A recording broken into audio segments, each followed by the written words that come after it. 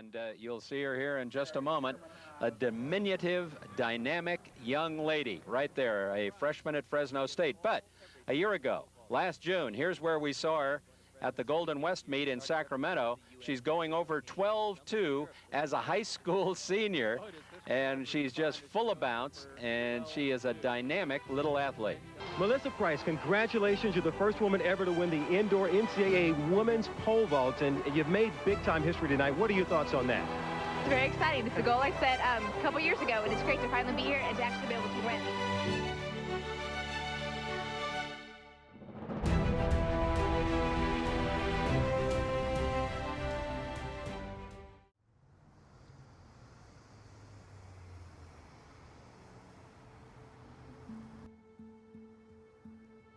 I am Professor Melissa Western, and I teach accounting here at BYU. I grew up in a small town in California, Kingsburg, California, and it's a farming community. So when I was young, my mom couldn't keep me occupied because I had so much energy. So she decided to put me into gymnastics. So that started my love of sports, and I very quickly became a very competitive gymnast. However, when I started high school, I kind of quickly realized that to really excel in gymnastics, you needed to maybe move to another state or go to one of the bigger gyms. And to be honest, we didn't really have the financial resources for that to really be a viable option. So I made the decision that I was going to stop doing gymnastics and find an alternative sport. So I decided to try track and field, and I loved it. But in that period, which is like the early 90s, women weren't allowed to do all of the events, including the pole vault. And so it requires a lot of skill, a lot of body awareness. And so my background in gymnastics would have naturally led me to be a good pole vaulter, but women weren't allowed to pole vault. So I spent all this time out at the track, running, doing sprints, throwing up because you had to work so hard. And I remember watching the pole vaulters, and they would just sit around, take a jump, and then relax, eat a bag of chips, listen to some music. So of course I was razzing them one day, like saying, what are you doing? Why aren't you guys working hard? And they said to me, you have no idea. Pole vaulting is so hard. And I said, well, why don't you tell me, what do you do? And so they explained to me, well, you have to hold the pole, you have to run down, put it in the box, you have to clear the bar. And of course I was a gymnast, so I was very good at taking verbal directions and then doing them.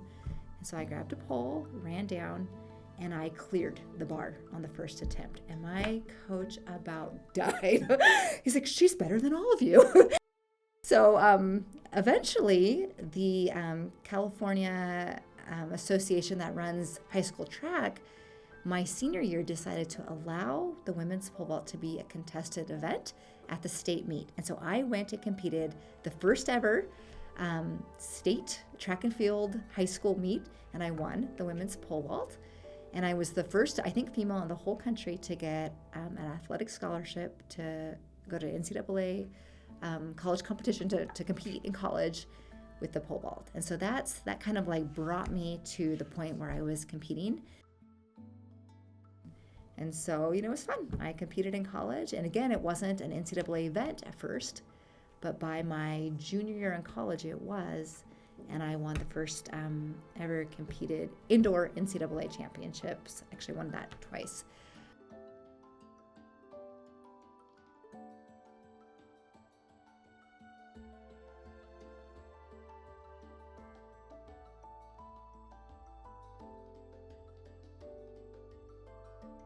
So my mom, when I finished that 2000 Olympic trials, she said, Missy, you must be devastated. You've worked 10 years and you didn't make it. And I said, no, I jumped as high as I've ever jumped today. I've done my best, and that's all that I can do. And I really felt that. I felt like I laid it all out on the table, and I had a group of women that just happened to jump better than me. And again, these are people I respected, and so I could respect that.